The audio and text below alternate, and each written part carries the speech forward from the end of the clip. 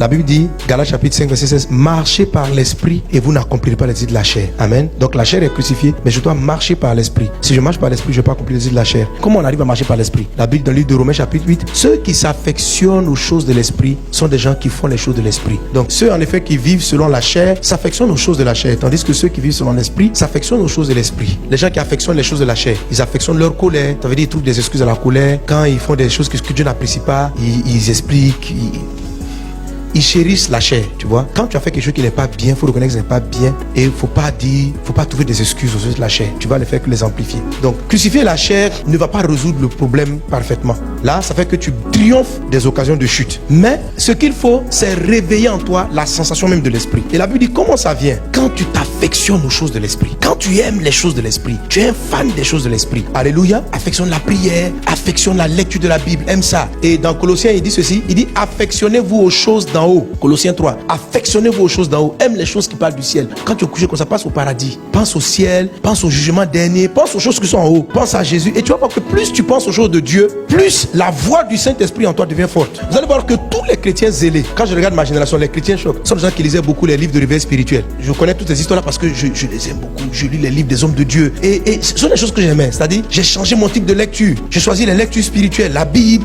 les choses d'en haut, quoi. Les choses spirituelles. Les gens qui vont évangéliser, qui gagnent les âmes à Jésus. Ce sont des gens de choses que j'ai commencé à affectionner. Si tu affectionnes ça, tu vas devenir quelqu'un de spirituel. Mais si tu es là, tu lis seulement les journaux, les parapolitiques, si c'est ce que tu lis, ta chair va aimer faire parapolitique. Sérieux, tu vas même pas sentir les choses de Dieu. Il n'y a rien de spirituel dans les journaux. Est-ce qu'on est ensemble? Ce n'est pas mauvais, mais c'est pas quelque chose qui est d'en haut. Tu vois, c'est quelque chose qui est de la terre. C'est pas une chose qui est du ciel. Les livres du ciel, là, c'est la Bible. La Bible dit, vous donc, environnés d'une si grande nuée de témoins. Les témoins, ce sont les héros de la foi. Ce sont des gens qui ont vaincu. Quand tu penses à Abraham, quand tu penses à Joseph, voilà. Ce sont des histoires comme ça qu'il faut aimer lire. Tu regardes ce genre de choses là, tu vas te rendre compte que tu commences à aimer les choses de Dieu et à sentir les choses de l'esprit. Juste un sentiment d'affection, ça va commencer à te donner la marche par l'esprit. Amen. Marcher par l'esprit, il y a une différence entre marcher, courir et puis sauter. Ok? Faut pas courir par l'esprit, sauf si l'esprit te demande de courir. Faut pas sauter par l'esprit, faut marcher.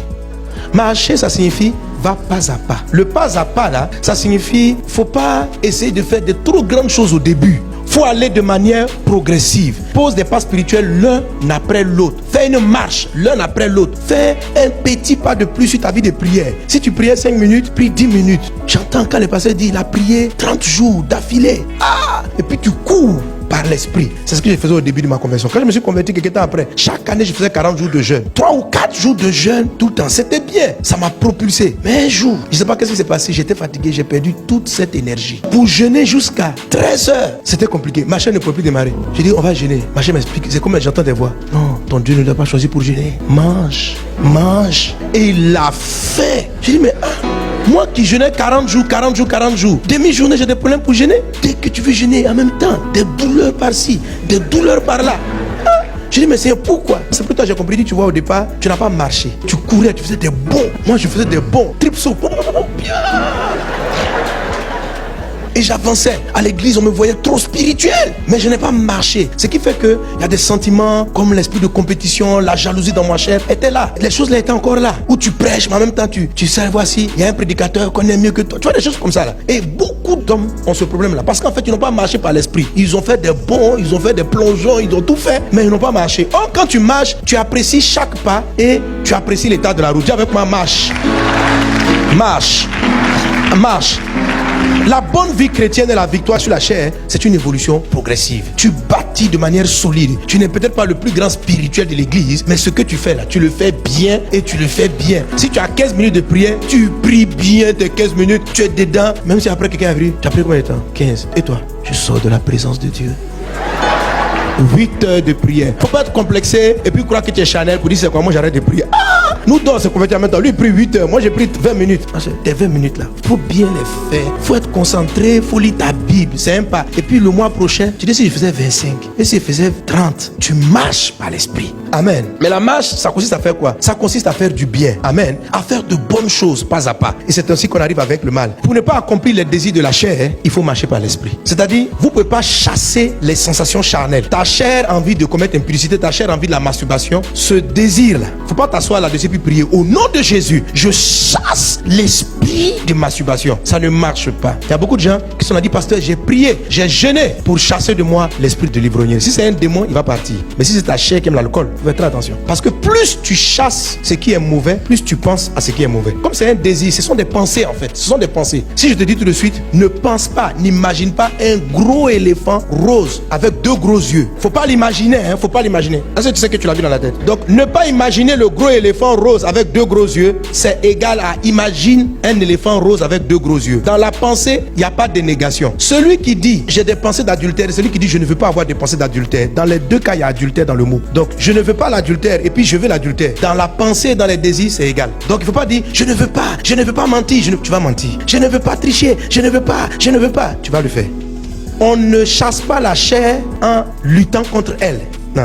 On lutte contre les occasions de chute. Cela, on les coupe et on les jette loin. Par contre, en ce qui concerne le désir même, on marche dans le bien et les désirs mauvais disparaissent d'eux-mêmes. Alors, quand Caïn avait des pensées de tuer, Dieu lui dit ceci: si tu agis bien, tu ne vas pas faire le mal. Il n'a pas dit chasse la pensée du mal. Il dit fais le bien. Fais le bien. Et le Seigneur le dit littéralement dans le livre de Romains chapitre 12, verset 21. Romains 12, 21. Ne te laisse pas vaincre par le mal, mais surmonte le mal par le bien. Alléluia. Comment est-ce qu'on surmonte le mal? En faisant le bien. Si ta chair veut faire un palabre, ta chair attend son mari à son retour pour lui dire 4 mots. Mais ta chair est en colère. Or, la Bible dit que la colère est une œuvre de la chair. Mais ta chair est trop énervée. Tu dis, je l'attends au carrefour. Ou bien le monsieur aussi, il attend sa femme au carrefour. Je prêche. Je dis, il faut laisser tomber. Tu vas voir que quand tu seras à la maison, il ne faut pas essayer de chasser la colère. Tu ne pourras pas. Colère, va-t'en. Dieu dit ceci à Caïn: il faut bien agir. Et puis tu ne vas pas faire le mal. Il dit dans Romains 12, le mal qui est là, il faut le surpasser en faisant le bien. C'est-à-dire, il ne faut pas rester inactif et puis la colère. Descend.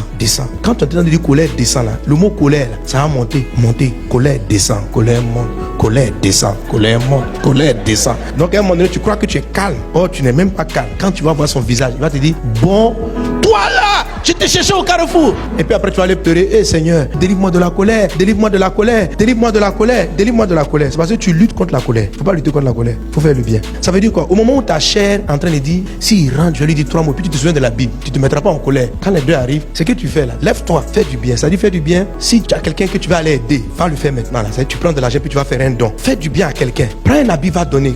Dès l'instant tu vas commencer à faire du bien autour de toi, dans la même zone, tu vas voir que le sentiment de colère va partir. Faut pas directement t'opposer au mal, faut poser une bonne action. Quand tu seras dans l'œuvre de la réflexion à la bonne action que tu veux poser, plus tu vas réfléchir à la bonne action, plus le désir de colère ou la pensée de masturbation ou la pensée, elle va, il dit, surmonter le mal par le bien, pas en chassant le mal. C'est le bien à force de penser à une bonne chose, à une bonne action que tu vas mener, à quelqu'un que tu vas aider, tu vas voir que la colère va disparaître. C'est quand tu seras délivré de l'esprit de la colère. Faut faire le bien. Est-ce qu'il dit là? Si tu marches par l'esprit, tu ne vas pas accomplir les désirs de la chair. Mais si tu cherches à chasser la chair, ce n'est pas marcher par l'esprit. Marcher par l'esprit, c'est prendre une direction. Et tu fais les choses pas à pas. Fais les biens pas à pas. Aide les gens pas à pas. Fais des petits biens. N'attends pas les grands moments où on fait. Non, donne une petite chemise à quelqu'un. Aide quelqu'un. Fais le bien. Réfléchis à ta copine qui ne sait pas comment payer l'école de son enfant. Pense à ça. Et puis aide-la un tout petit peu. Complète ce qu'elle peut. Tu vois, mène des actions comme ça. Surtout quand tu sens que la chair est très tendue, cherche une zone de bien. Et pendant que tu vas poser l'action, les choses vont disparaître. Tu vas être plus calme et plus posé et tu sauras aborder le sujet plus posément, sans colère, sans irritation, parce que la colère est en train de détruire ta vie. Les sentiments de la chair sont en train de détruire tes relations. Ça gâte beaucoup de choses dans ta vie. Tu as un grand destin. Il ne faut pas laisser la chair détruire ta vie.